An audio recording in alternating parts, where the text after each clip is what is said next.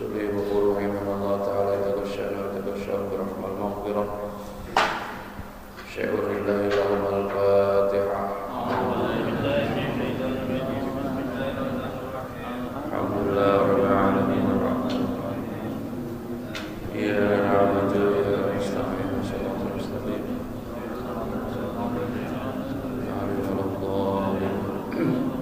أعوذ بالله من الشيطان الرجيم بسم الله الرحمن الرحيم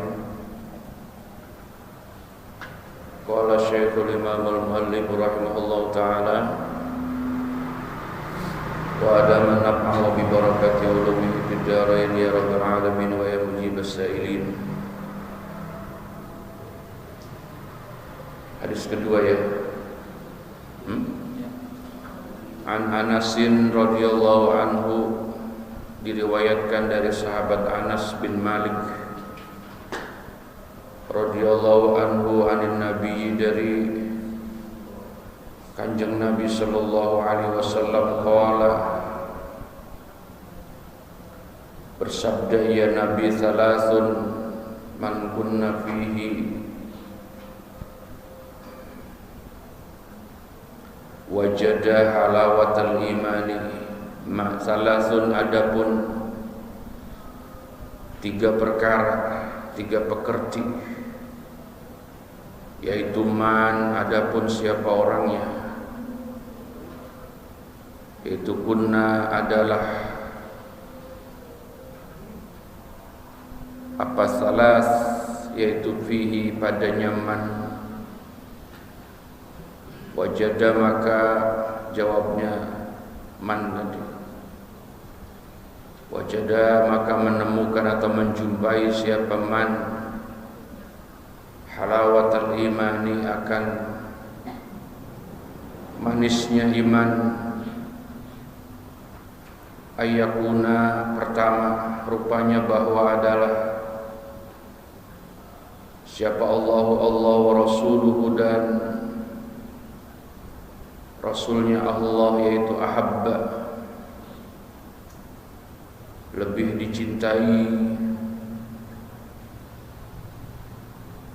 ilaihi kepadanya man, mimma ketimbang perkara, mimma ketimbang perkara, siwa huma selain Allah wa rasuluh tadi. Yang kedua wa ayyuhibba, dan bahwa mencintai siapa man al-mar'a, akan seseorang. Al-mar'a maknanya seseorang, umum. La yuhibbuhu, hal keadaan tidak mencintai siapa man akan al-mar'a, illa lillahi ta'ala, kecuali karena Allah ta'ala. Yang ketiga wa ayyakraha, dan bahwa tidak senang atau membenci ia man, ayyamuda, akan bahwa kembali ia man fil kufri, kepada kekufuran. Kama yakrahu, seperti bahwa membenci siapa man, maknanya masdariyah ayyuqdhafa, akan bahwa dilemparkan ia man finnari, ke dalam api neraka. Rawahul Bukhari. Jadi ada tiga perkara yang seandainya kita punya ini, kita akan merasakan betapa nikmatnya iman.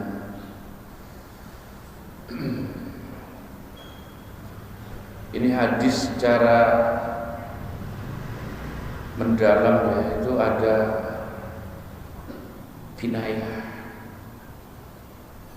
ada isti'arah, jadi menyerupakan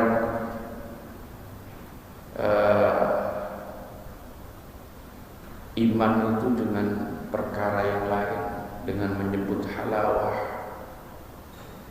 halawatul iman, itu lezatnya beriman. itu kan seperti kita makan apa? Lezatnya masakan. Nah, dari situ berarti ada isti'arah, penyerupaan. Di mana letak nikmatnya beriman itu, yang dia diserupakan seperti nikmatnya kita makan. Jadi yang dimaksud halawatul iman ini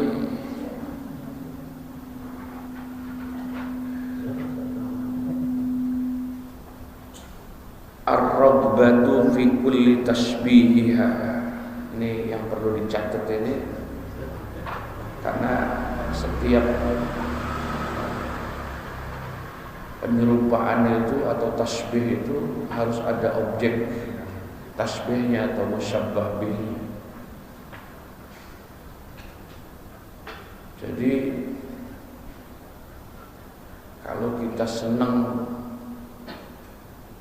dengan satu makanan kemudian kita merasakan nikmat makanan itu, nah ini mau kita samakan dengan kita punya iman, kita merasakan nikmatnya iman. Nah, kalau cara makanan nikmat itu kan mulai memandangnya enak, kemudian kita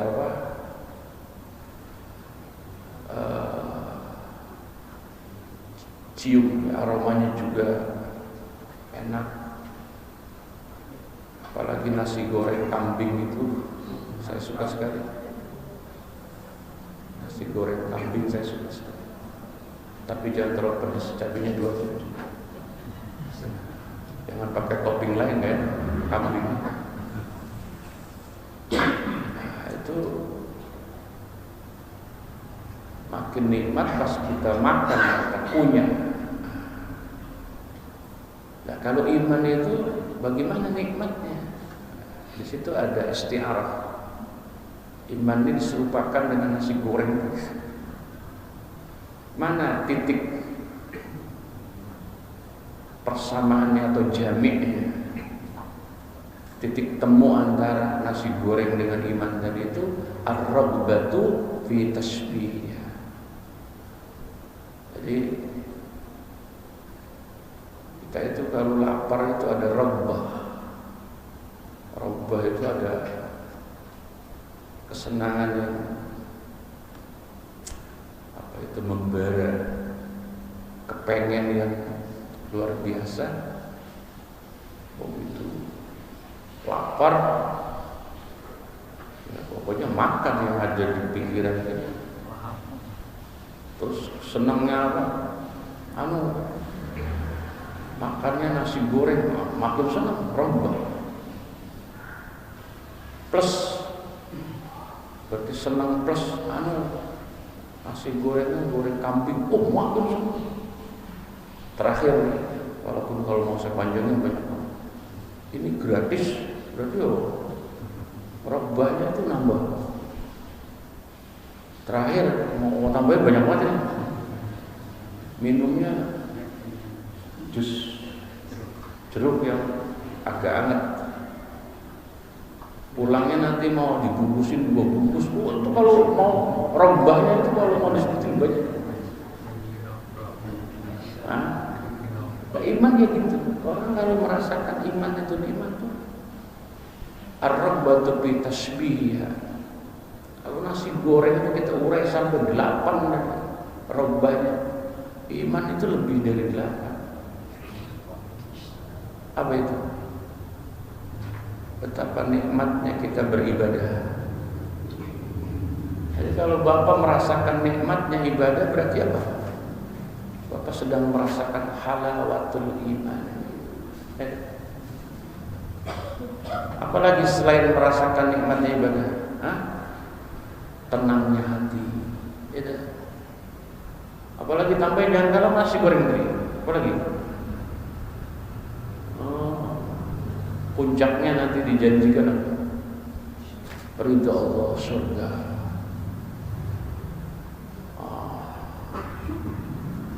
Terus di surga ini masuknya bagaimana?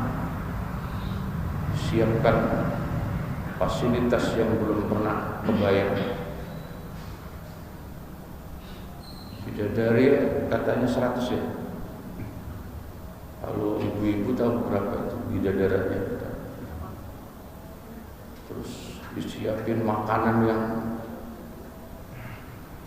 kepengennya apa langsung nggak pakai nungguin apa musim. Terus di sono udah nggak apa lagi, nggak punya penyakit lagi. Terus di sono kita nggak ibadah lagi, nggak puasa lagi, nggak haji lagi. Terus itu namanya halawatul iman, manisnya beriman. Maka puncak orang merasakan nikmatnya beriman itu nggak bisa dibeli. Jadi orang yang sedang dua tanda petik bercinta dengan Allah itu sampai gempa 8 koma aja nggak berasa. Tahu-tahu udah mati orang, udah tsunami. Itu yang dimaksud halawatul iman. Hati-hati ya memahami hadis yang ada isti'arahnya itu, jangan terlalu berani menjabarkan itu. Sebelum kita tahu jamiknya, besok-besok kalau Bapak ketemu ayat, ketemu hadis, kok ada unsur kinayahnya, ini ada unsur isti'arah. Apa isti'arah tasrihiyah, apa isti'arah tamthiliyah, apa isti'arah tab'iyah. Isti'arah itu banyak.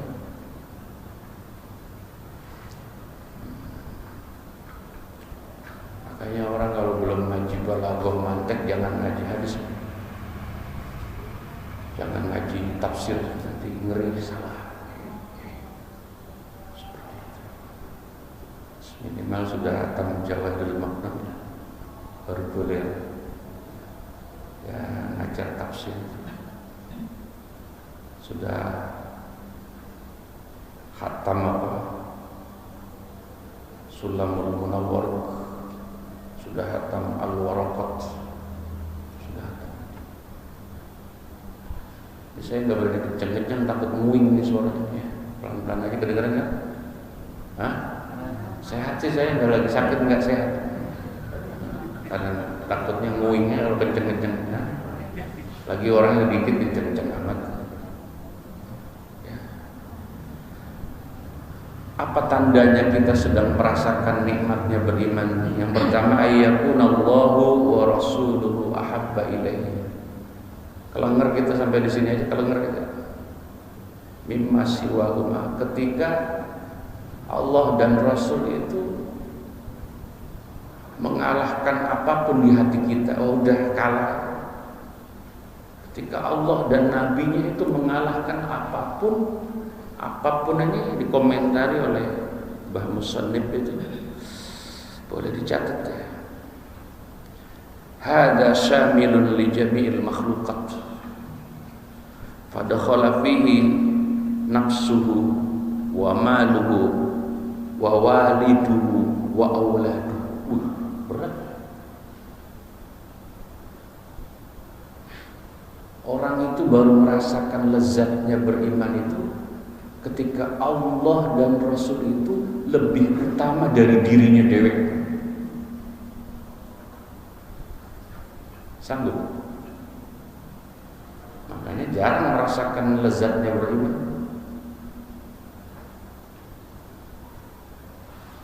Merasakan nikmatnya iman itu ketika Allah Rasul itu lebih utama dari orang tua kita. Wa walidu. Allah lebih utama, Rasul lebih utama daripada anak kita. Itu yang dimaksud mimma siwahu. Allah lebih utama dari apa? Amwal, dari harta kita. Kita sering di persimpangan jalan punya duit, di situ ujiannya. Kalau orang ada halawatul iman ya belas, gak mikir. Ya, karena kita belum merasakan itu ya. Tahu gak kodenya? Keluar tapi dia tarik lagi. Itu aja udah mendingan dah. Ya timbang tahap doang sekali kalau cara makan nasi goreng. Berat ya? Berat ya? Pantas kita belum merasakan lezatnya beriman. Baru pertama aja udah keok. Yang kedua apa?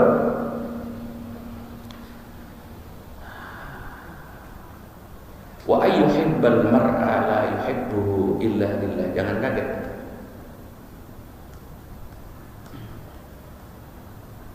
Sebelumnya saya kan pernah mengutarakan pertanyaan. Karena memang pertanyaan sekaligus ngetes sebagai parameter ada apa dengan hati Bapak itu. Setelah 2 kali dijedodin sama peristiwa politik, Pilgub dan Pilpres, saya harus bilang begitu. Pak Ustadz ngomongnya dijedodin aja. Orang kita sama saudara berantem, cuman gara-gara Pilgub sama Pilpres. Belum Pilpres. Apa Pilpres? Ada. Yang untung siapa tuh? Kita lagi pada berantem. Yang untung siapa?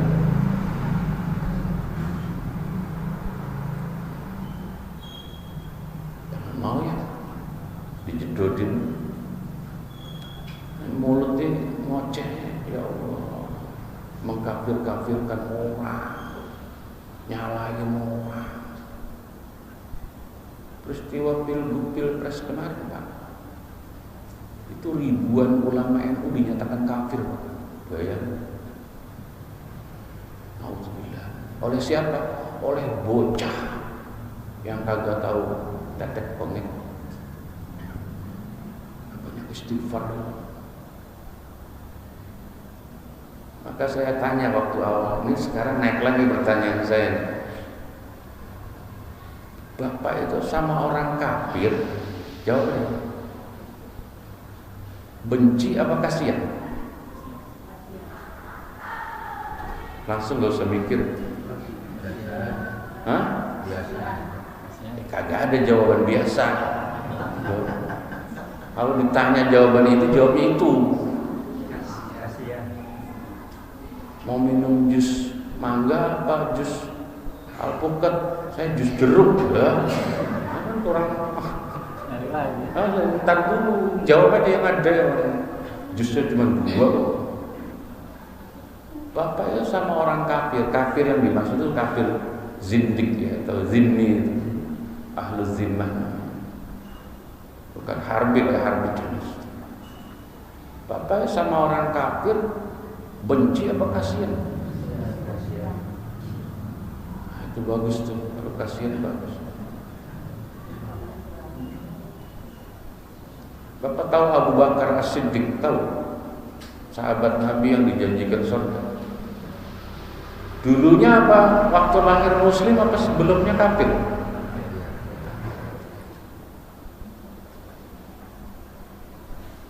Akhirnya dia beriman, siapa yang nentuin itu?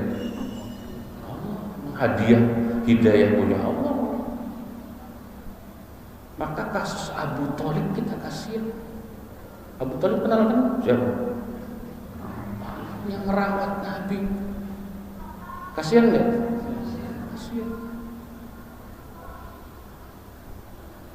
Nah, coba Bapak biar teliti nih hadisnya. Wa ayyuhibbal mar'a al-mar'a.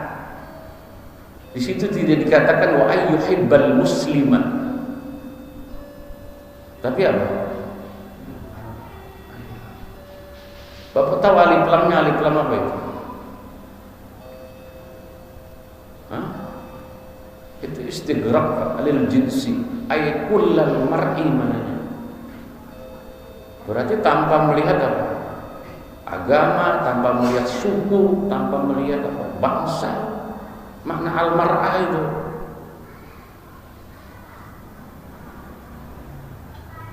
Jadi salah satu faktor kita merasakan nikmat beriman itu ketika kita suka dengan orang karena Allah, bukan karena hartanya dia. Sebab kalau kita suka sama orang karena harta, nanti kalau dia miskin hilang tuh rasa suka itu.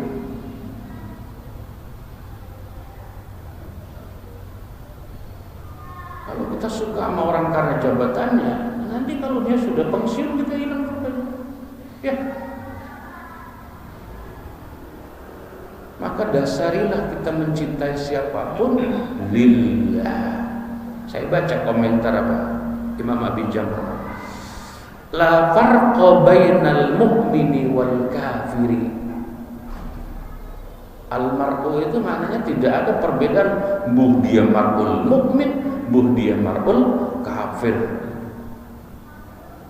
Cuman hati-hati, mencintai itu sosoknya, nah nanti terbagi lagi tuh. Biar hari ini tuntas nih. Sosoknya sebagai ciptaan Allah, apa kekufurannya? Nah, nanti kita harus lempengin. Nah, maka dikomentari oleh Syekh Abi Jamrah, lakin mahabbatul kafir min haitsu annahu makhluqullah ta'ala, la min haitsu innahu muttasikun bil kufr. Itu jadi kita menyenangi, suka sama orang kafir itu bukan karena kita suka kekufurannya, tidak. Tapi karena kita suka itu apa? Itu makhluk Allah. Makhluk Allah bukan kalau orang kafir. Makhluk siapa lagi? Orang semut aja yang kecil makhluk Allah, apalagi petinju. Kita itu model orang yang Islamnya itu harus pakai merek. Ada yang suka tinju di sini, ada ya? Kita itu baru suka sama Mike Tyson kalau dia masuk Islam. Kalau dia menang gak suka. Lah, kacau. Ada yang suka bola di sini, ada? Apa suka Ronaldo enggak, Pak? Messi senang? Masa nungguin dia masuk Islam dulu baru suka sama Messi? Kita suka apanya? Bahwa Allah menciptakan makhluk yang bernama Lionel Messi, Ronaldo. Karena apa? Main bola ya.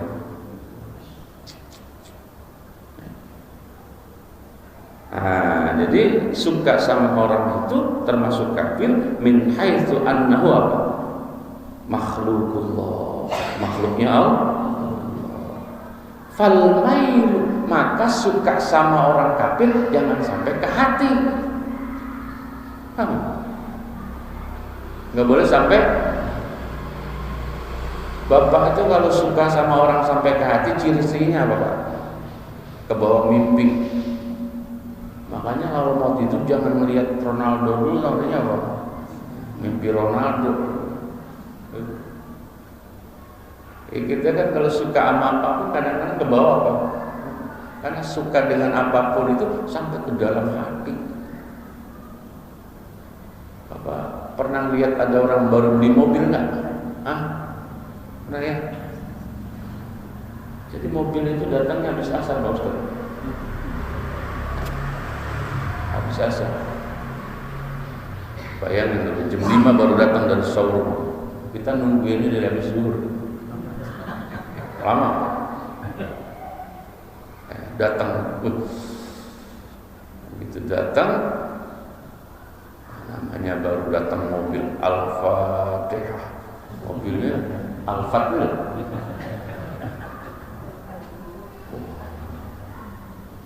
Apa itu? Eksterior, interior. Itu baru eksterior doang, maghrib. Oh iya dong, spionnya ada. Ada kamera 360. Semut ngumpet ketahuan.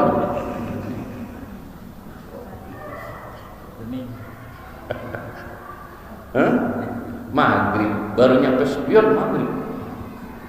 Tinggalin Al-Fat ke masjid, sholat, apa lanjut ke dashboard?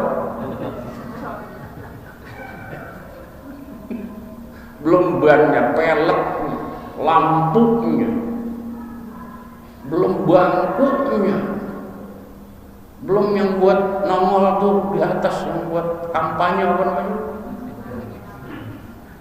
Ibu kayak punya aja Bu yang mobil begitu.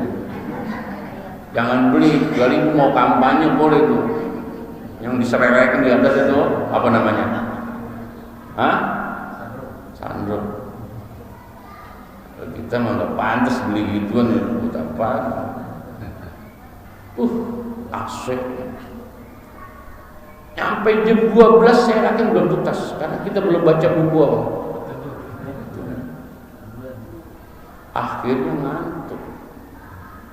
Tahu nggak ngantuknya apa? Ngantuk gini. Apa? Ngantuknya klakson. Tidurnya dulu. Lah bininya itu yang di samping nggak mau kalah. Bocah di belakang asyik. Sekeluarga mimpinya Al-Fat gitu. Karena mahabbah Al-Fatnya sampai ke hati. Betul itu? Apa bisa kayak gitu halawatul iman? Boleh punya duit banyak, taruh di dompet, jangan ditaruh di hati. Nah, kalau di hati itu keluarnya susah banget, Bang. Kalau di dompet gampang.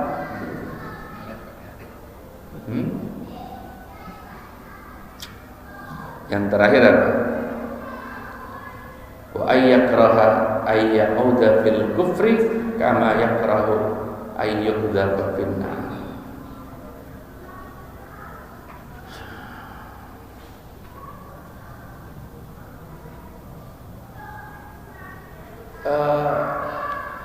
Nggak usah api neraka dah, karena memang api neraka itu kan, coba Bapak lihat ada laknasul musawwas kalau cara orang Nabi balaghah. Kekufuran disusun dengan neraka. Jadi ikrahul kufri ikrahun nar gitu itu laknasul musawwasnya begitu.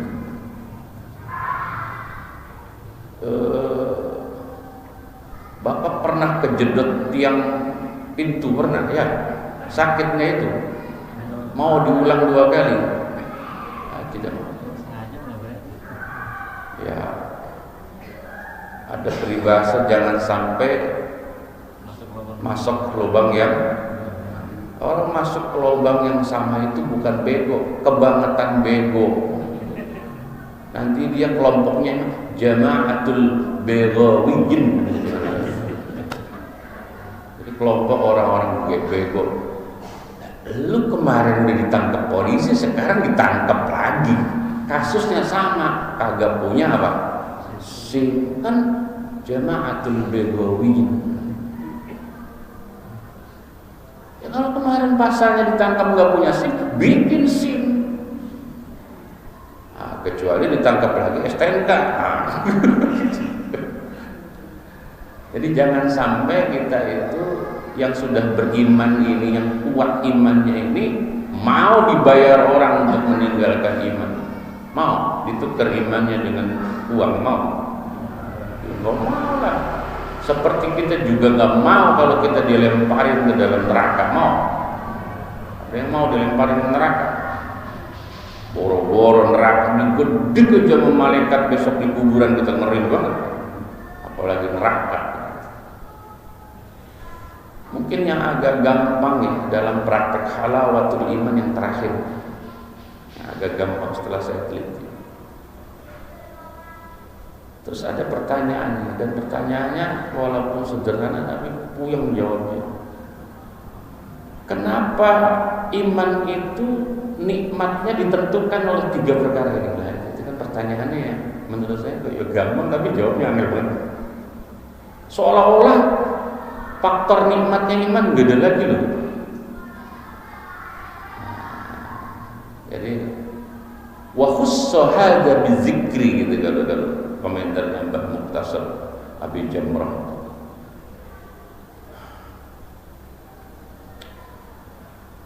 Nikmatnya beriman itu banyak faktor. Kenapa yang 3 ini?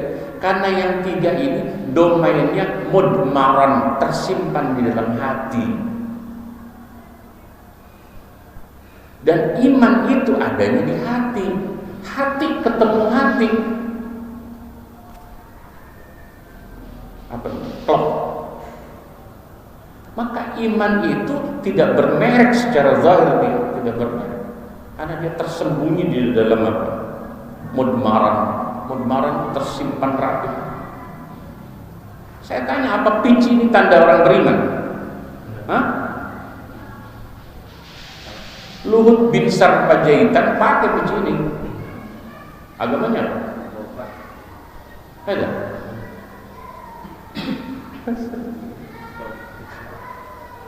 Apa ini tanda beriman? Dua kali kemarin dipentogin kita, karena kemarin kita awam. Ternyata umat Islam di Indonesia itu baru sampai merek. Baru sampai merek. Jadi berimannya nggak ke substansi tapi kepada merek. Seneng sama merek tuh orang, sama simbol. Seneng banget pakai simbol, pakai merek. Momennya pas lagi. Pilgub, pilpres, yang semuanya merek. Merek. Bapak tahu bakso di dalamnya daging babi, tapi dia bilang halal. Bapak tahu kalau itu daging babi? Karena fokus kita kepada merek halal itu.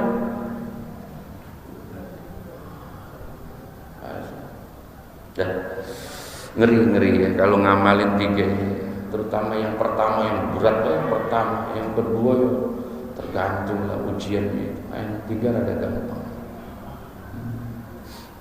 Hadis ketiga, An Ubadah ibn Samit, bidomil ain ya bacanya Ubadah. Di situ apa? Sama ya. Kalau ada yang salah baris tolong koreksi. Anna Rasulullah sallallahu alaihi wasallam yaqala bay'uni. Hadis ini dipakai oleh kelompok ajaran Islam lain yang ada di Indonesia. Saya keluarin kelompok-kelompok yang dimaksud ya, karena saya sudah punya data. Bay'uni ala an la tusyriku billahi syai'a. Bay'uni ay ahiduni mana? Berbaiatlah kalian kepadaku. Maknanya apa? Berjanji. Baiat itu maknanya janji.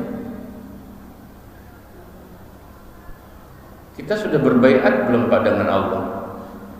Sudah. Kapan? Dulu waktu kita di zaman apa? Arwah.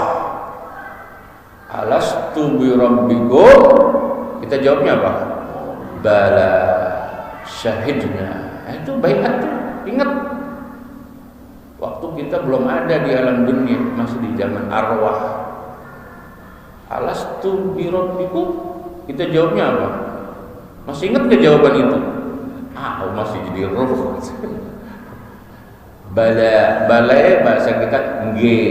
Cuman karena nama Allah harus pakai pakai bala, jangan na'am. Na'am itu kurang sopan. Kromo inggilnya itu bala. Bahasa Arab ada kastanya juga seperti bahasa Jawa. Kalau sama kawan tuh aywa. Kalau yang sekolah na'am. Kalau sama raja bala. Itu beda-beda kastanya. Di Saudi rata-rata na'am ya. Aywa ya. Di pasar itu Ustaz. Di pasar ya aywa. Askar aywa. Songong askarnya songong. Ya. Tapi kalau kita ke maktab, ke ahli ya, na'am. Jadi bay'uni, kalian berbaiat sama aku, berjanji, kata Nabi kepada sahabat. Apa yang isi baiatnya? Yang pertama, alla tusyriku billahi syai'an. Akan bahwasanya sya'an ala anla, alanya ada di depannya. Ala anla berarti annya ya didofakan saja. Atas bahwa tidak bersekutu atau menyekutukan menyekutukan kalian billahi kepada Allah syai'an akan apapun. Satu, jangan musyrik ya. Woi, janji nih, saya nyampein dari Nabi loh. Jawabnya apa Bapak? Bala, begitu dong Nabi yang ngomong. Janji ya, jangan musyrik ya. Jawabnya bala. Nabi yang ngomong cuma lewat lidah saya. Bayangin ini Nabi, mana Nabi palsu kali ini. Ya kan saya baca hadisnya, riwayat Bukhari. Satu, sampai mati, awas jangan ada yang musyrik ya. Janji bala. Yang orang Boyolali bilangin enggak. Sendiko dawuh. Ya, apa? Sendiko dawuh. Apa Mas Dugi? Sendiko dawuh. Apa? Yang kedua, janji. Belum. Wala tasriku. Dan jangan nyolong ya. Awas. Aduh Ustaz, saya kemarin nyolong mulu, istighfar bukan taubat dan diulang lagi. Wala tasriku, janji jangan ada yang nyolong ya.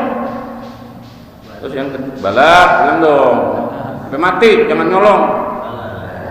Nyolong itu sama nyolong, pokoknya korupsi apalagi gitu.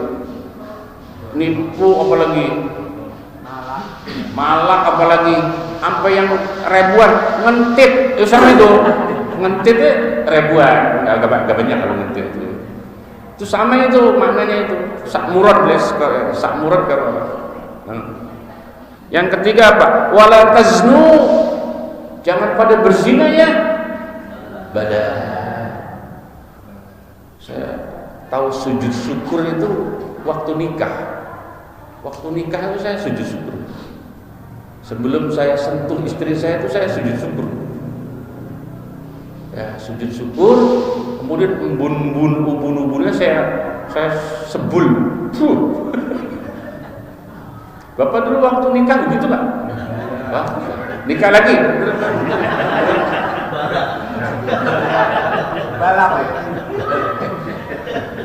Jadi sujud syukur. Loh, apa yang harus Ustaz syukurin waktu itu? Alhamdulillah, saya nikah umur 28. Rada telat, melakunya rada lama. Banyak yang nolak waktu itu. Ya santri kurang laku lah zaman dulu. Sekarang itu laku banget. Jasanya santri dulu, makanya sekarang laku.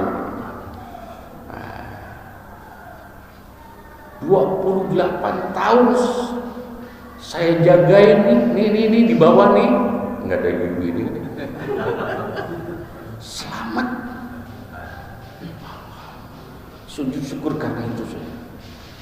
Berarti saya pegang janji saya kepada Allah, kepada Rasul, sampai saya nikah saya masih ting. Cowok tong-tong, cewek ting. Saya tong-tong, bini saya ting. Di malamnya ting-tong. Mantap ya. Hah? Perjaka ketemu perawan ya ting-tong. Masya Allah. Yang kedua saya sebul itu bunuh-bunuh. Ada doanya di kitab Al-Azkar An-Nawawi, ada itu doanya. Supaya apa? Supaya bini itu ya patuh, taat. Walaupun sebulan dikasih 50.000 itu patuh itu. Mau komen sama orang perempuan. Yang berikutnya wala taqtulu auladakum, wala taqtulu, dan jangan membunuh kalian auladakum, akan anak-anak kalian. Seperti orang-orang jahiliyah. Orang jahiliyah itu anaknya dibunuh. Terutama anak perempuan. Apa alasannya mereka membunuh? Karena takut lapar. Itu kalau di Cianjur Pak, rumahnya pagar gedek begitu. Makannya piring kaleng. Anaknya 12 Pak. Enggak takut kelaparan. Itu daerah Cianjur, Jawa. Orang tua dulu itu ya Allah, anaknya apa? Enggak takut dia kelaparan. Ya, kelingan saya makan mie zaman dulu baru ada produk Indo apa Supermi itu dulu tuh pabriknya Supermi. Ya Allah, makan nasi, mie-nya cuma dua sulit. Ya Allah, kuahnya, karena kuahnya habis saya tuangin air lagi. Ya Allah, telur ayam belum ada yang negeri, yang kampung belum ada. Telur dibagi 4.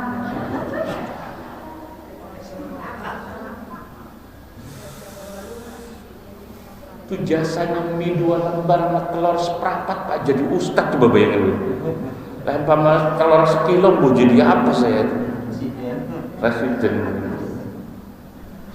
Asli itu orang tua dulu itu, aduh semua pengen anak tuh dan ya Allah, nggak takut apa? Kerjanya orang tua dulu apa sih? Sekarang duit makin banyak, makin takut punya anak. Wala taqtulu auladakum wala taqtu, dan jangan mendatangi atau menunaikan kamu bibuhtan. Ini harus pakai penjelasan agak lebar. Dengan apa? Banyaknya dusta.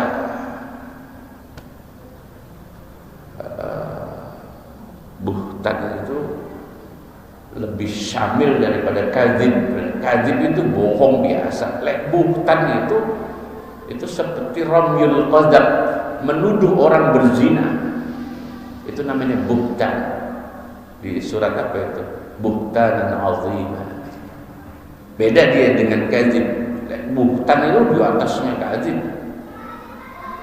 Karena dampak dari buhtan itu, Pak, itu fadhihah. Itu seperti mempermalukan orang padahal dia tidak berbuat itu. Maka nanti dia diseksa tuh di alam dunianya dengan apa? Haddul qadzab. Kalau memang tuduhannya itu tidak ada bukti saja, walaupun yang bersangkutan benar-benar melakukan, itu kena hadd. Dan saksi atas tuduhan itu minimal 2 orang laki-laki atau 1 laki 2 perempuan. Itu haddul qadzab. Menuduh orang berbuat zina. Ustadz naik 06, supirnya muter di boker. Tahu boker? Gongseng. Ustadz dari kampung Melayu, akhirnya turunnya di depan apa? Boker. Lah, Pak Haji Retno lewat bawa HP.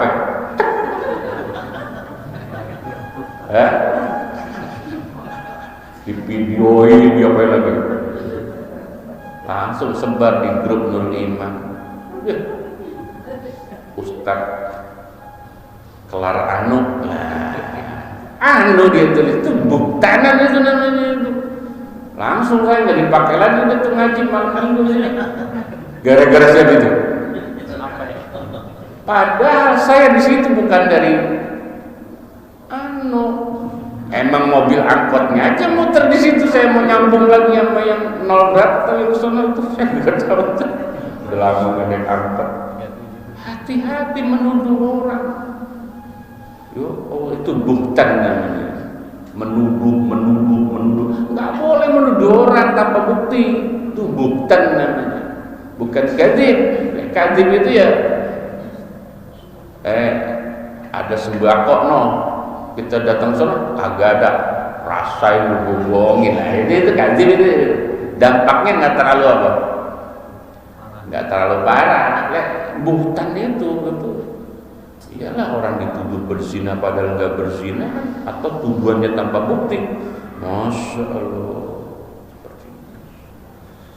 Taktarunahu baina aidikum, taktarunahu yang gawe-gawe, mananya ngarang kalian akan buhtan, baina aidikum di antara beberapa tangan kalian, wa arjulikum dan beberapa kaki kalian. Hati-hati, jaga mulut, jaga tangan, jaga kaki, jangan sampai apa? Keluar dari relnya. Mulut ini bukan untuk bohong, bukan untuk nuduh, tangan yang tidak untuk menzalimi orang dan seterusnya. Wala ta'su fi ma'rufin, Wala taksu, dan jangan menyalahi kalian. Menyalahi itu artinya enggak sama. Orang A dia B, namanya taksu. Fi ma'rufin, pada perkara yang ma'ruf. Bapak kenal amar ma'ruf nahi munkar kan? Pasti kenal lah. Amar ma'ruf nahi. Kalau kita secara bebas apa artinya itu? Hah? Artinya bebas kan? Amar ma'ruf nahi, memerintahkan kebaikan, terus ma'ruf itu apa ma'ruf? Harus tahu dulu kalau memerintah ma'ruf itu ma'rufnya aja nggak kenal. Tahunya wakil presiden siapa? Ma'ruf itu apa, Pak? Itu sekolahan di Cibubur, dekat Cibubur 6. Oh, itu pakai A. Ma'ruf apa? Ma'urifa lisyari'ati husnuhu. Lah itu definisi ma'ruf namanya. Ada. Ma'urifa, asal kata dari urifa itu.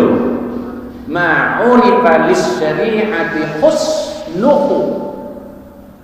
Sesuatu yang menurut agama sudah ketahuan baiknya. Maka ma'ruf itu sesuatu yang baiknya sudah masyhur. Ini baik memang. Maka itu belum amar ma'ruf ketika orang yang kita perintahkan belum kenal ini baik atau buruk. Saya mengutip bahasanya Mbah Dur ya, Ki Abdurrahman Wahid, Allah yarham. Perintah ma'ruf dengan cara yang ma'ruf juga dong. Paham? Perintahkan kebaikan dengan cara yang baik. Kenapa? Bisa jadi orang amar ma'ruf dia nggak ngerti itu ma'ruf. Buktinya apa? Disuruh jawaban ma'wal ma'ruf. Kemana-mana jawabnya wakil presiden lah, sekolahan di Cibubur lah. Padahal ma'ruf itu asalnya apa? Ma'urifa lisyari'ah husnuhu. Apapun standarnya agama, agama menyandari kebaikan itu harus didukung dengan fakta-fakta ilmu. Maka orang yang tahu ini ma'ruf ada tidak, pastikan dia punya ilmu atau tidak. Orang nggak punya ilmu nggak akan sembarangan amar ma'ruf. Kenapa? Karena orang ketika nggak punya ilmu, amar ma'rufnya tidak ma'ruf. Apalagi munkar.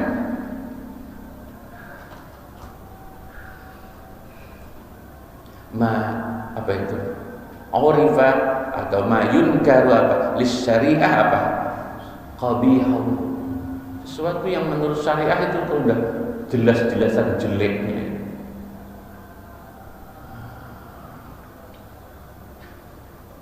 Wala taksu, dan jangan menyalahi kalian, itu berbeda ya dengan yang lain. Fi ma'rufin, pada urusan kebaikan. Faman, maka adapun siapa orang itu wafa dapat memenuhi yaman minkum di antara kalian, wahai para sahabat. Nabi kan ngasih tahu sahabat. Fa ajruhu, maka adapun ganjaran siman yaitu Allahi, kembali atas Allah. Ya mana bisa ma'ruf itu kita perjuangkan kalau kita nggak ngerti ma'rufnya.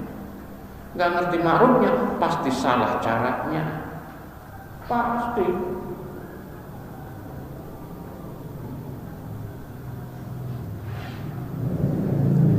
Temporer yang pernah saya bilang ya. Di sini apa di mana? Kalau ada bocah belum tamyiz, udah di sini. Kemudian dia lagi mabuk, dosa lagi. Udah pernah sampaikan sih? Dosa nggak itu? Ya kagak dosa lah bocah. Yang dosa siapa? Loh, bukan bapaknya yang membiarkan itu. Jadi ketika ada bocah lagi tenggleng itu, megang botol, ingat ya botolnya hati-hati nih. Ntar main ambil aja bocah lagi latihan tuh buat acting. Emang botolnya hijaunya dia bisa, ternyata dalamnya apa? Jahe itu yang merah itu yang dijual di besi. Oh, haram tong. Lah, lihat dulu. Tapi saya ngelihatnya dia lagi tengkleng begitu. Ternyata dari jauh temannya lagi nyiapin videonya. Oh, lagi acting. Hati-hati. Tapi kalau ternyata benar dia lagi mabok, yang dosa siapa? Yang melihat dan membiarkan. Dosa nggak? Dosa. Maksiat nggak? Maksiat. Cuman maksiatnya bukan maksiat hakiki, maksiat maknawi. Maksiat ada dua ternyata ya. Orang gila sesama gila, lakinya gila, bininya gila. Tahu lagi apa? Lagi zina. Dosa nggak? Ya kagak dosa, sama-sama gila. Bagaimana dosa? Hukum gugur ketika dia majnun, Pak. Tapi tetap maksiat namanya. Maksiatnya maknawi. Sebab kalau itu tidak disebut maksiat, nanti kita pura-pura gila. Kita pura-pura gila dah, terus kita zina. Beda kan? Paham ya? Waman dan ada pun akhirnya yang namanya manusia itu ya kadang-kadang ya udah kadang janji-janji sama Allah nggak begini.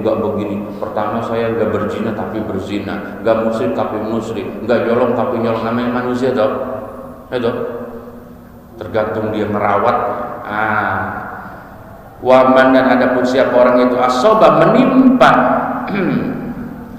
siapa man akan mazkur minal isyraq ilahi, langsung saja. Wa man adapun siapa orang itu asobah menimpa akan man min dzalika, dari yang demikian itu isyraq ila akhirih, sayan akan sesuatu, fa uqiba maka disiksa ia man fid dunya, di alam dunia, fa huwa maka adapun iqab yaitu kafaratun, menjadi pelebur lahu baginya man. Nah gini, nyolong itu harus dihukum, Pak. Kalau nggak dihukum itu ngeri. Nyolong itu hukumannya apa kalau dalam Islam itu? Potong tangan. Awas nih, jangan main motong aja tangan orang. Amar ma'ruf, Ustaz. Nggak tahu ma'ruf mau amar ma'ruf aja. Nahi munkar, Pak. Ada aturannya potong tangan, Pak. Kalau yang dia colong itu tidak melebihi dari apa? 500.000. Jadi aturannya kata siapa? Syekh Nawawi Al-Albani, kalau dia dipotong tangan itu, kalau yang dia curi di atas 500.000. Jadi kalau dia nyolong ayam gitu dipotong tangannya, hakimnya yang dipotong. Ada batasan Pak dalam Islam. Kotak amal isinya 300.000 diambil, pelakunya bonyok. Nah yang ngebonyokin nanti di akhirat dibikin bonyok. Bebas sembarangan tuh. Belum yang dibakar tuh. Ya Allah. Tuh yang nyiapin koreknya, yang teriak, yang megangin, semua nanti akan dibakar di neraka itu. Hati-hati itu. Ada aturan. Nah mencuri itu dipotong tangan, yang dipotong kelingkingnya dulu Pak, sebelah kiri, bukan main pengger lagi aturan. Masih nyolong lagi kelingking sebelah kanan. Ayo Bapak pas ke Saudi salaman orang kelingkingnya kagak ada. Mungkin, awas jangan main tuduh. Siapa tahu dia dikerja pabrik konveksi, tangannya Pak. Wah, gua salaman kelingkingnya putus, nyol. Belum tentu Pak. Kok kenapa Ustadz harus dipotong? Ketika dia dipotong gara-gara nyolong, maka dosanya langsung habis. Kafaratullah. Yang susah ini kalau orang nyolong nggak ketahuan, ngandelinnya taubat sama istighfar, karena nggak ada ilmunya, aman dengkul murui.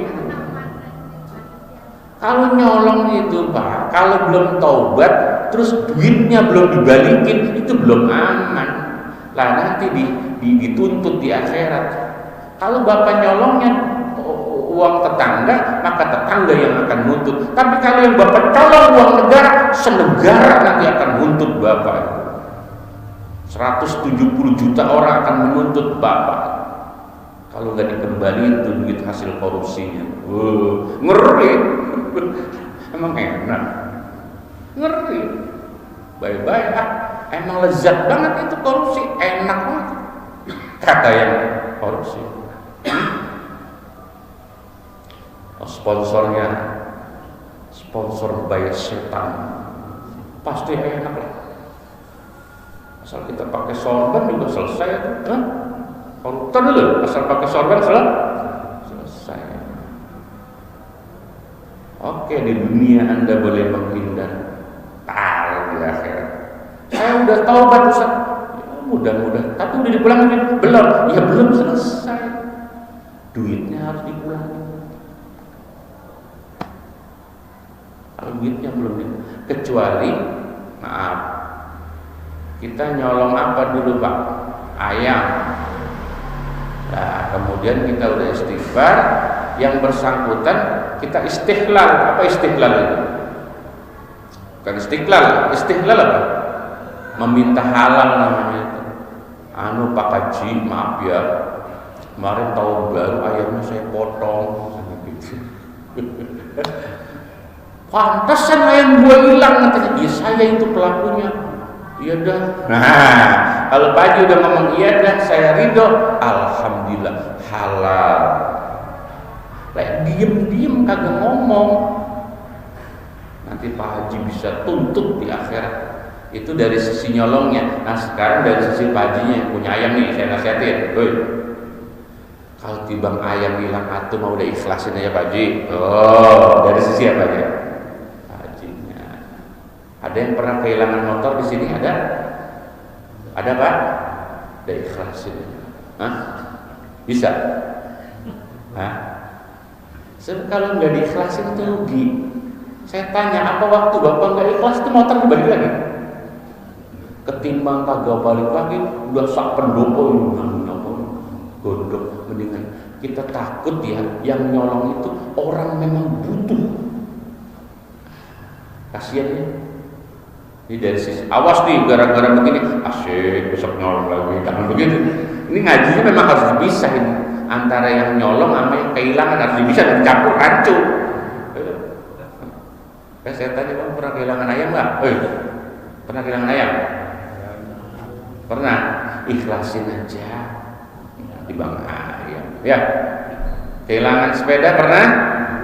Ikhlasin. Siapa tuh yang butuh tukang cilok?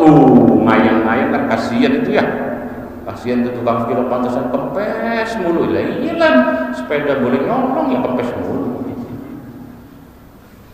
Tahu yang kehilangan bini diikhlasin sama kagak itu.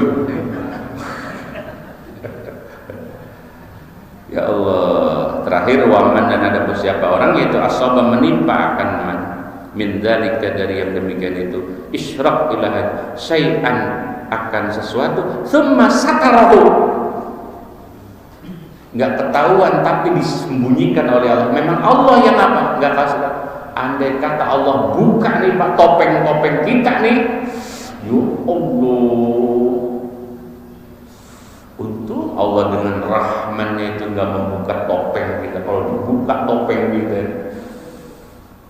mati kutu gitu, enggak bisa ngeles. Nah, beruntunglah Pak yang pernah korupsi, alhamdulillah saya nyolong gak ketahuan, dipelihara sama Allah. Nah nanti pulanginnya pelan-pelan. Udah nyolongnya gak ketahuan, pulangnya juga yang ketahuan lagi gitu. Tapi tetap dipulangin walaupun apa gak ketahuan nyolongnya. Kan ada tuh Pak model orang nyolong itu, yang satu ketangkap, yang dua kagak ya. Kan ada itu. Nah berarti yang kedua itu memang apa? Jangan bilang selamat loh ibu. Ya memang sama Allah dia. Wa man asaba min dzalika syai'an summa satarallahu azza wa jalla fa huwa ilallah, fa huwa, maka adapun man yaitu ilallah, diserahkan kepada Allah, itu nanti urusan Allah. Jadi Bapak langsung menghadapkan Allah ya, langsung nanti ya. Siap menghadapin Allah? Menanggung jawab atas perbuatan sendiri, siap? Ya silakan. Kalau berani. Nah, kalau sudah berhadapan sama Allah ini begini, wa insya dan jika menghendaki siapa Allah, afa, maka memberi maaf siapa Allah anhu darinya siman tadi. Wa insya, tapi kalau memang Allah nggak maafin Pak, oke di dunia kita selamat dalam dua tanda petik, nggak ketangkap sama polisi sama KPK, selamat kita. Di akhirat berharap Allah memaafkan saya, selamat alhamdulillah. Tapi kalau Allah berkehendak tidak selamat Pak. Wa insya dan jika menghendaki siapa Allah aqabahu maka akan menyiksa siapa Allah akan siman tadi. Jadi cemplungin dulu lah, regas tahun di neraka. Ya Allah, siap itu begitu siap? Ya Allah, sudah semua berbaiat, fabayanahu ala dzalik. Seketika itu Nabi waktu suruh orang berbaiat, fabayanahu maka berbaiat kami akan Nabi ala dzalika atas semua itu. Tidak mau musyrik, tidak mau nyolong, tidak mau berzina, banyak tuh ya. Tidak mau menuduh, tidak mau dusta, tidak mau membunuh anak dan seterusnya. Wallahu a'lam bis. Dua hadis ya panjang itu. Ya Allah, ini hadis Bukhari soalnya hadis Bukhari jarang yang pendek Pak. Hadis Bukhari panjang-panjang. Ya Allah, mudah-mudahan Allah kasih taufik ya. Taufik itu pertolongan ya, supaya kita sanggup menjalankan baiat tadi ya. Siap berbaiat kepada Allah? Bala ya. Silakan kalau ada pertanyaan. Ada pertanyaan? Cukup ya? Allah Al-Fatihah. Bismillahirrahmanirrahim.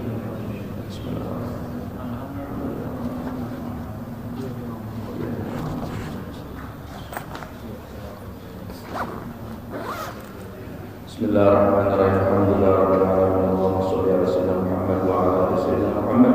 Allahumma anfa'na bima 'allamtana wa 'allimna bima yanfa'una. As'aluka ilman nafi'an wa 'amalan mutaqabbalan wa rizqan halalan katsiran wa as'aluka rahmatan rahimin. Sallallahu alaihi wasallam Muhammad wa alihi wasallam. Alhamdulillahirabbil alamin. Assalamualaikum warahmatullahi wabarakatuh.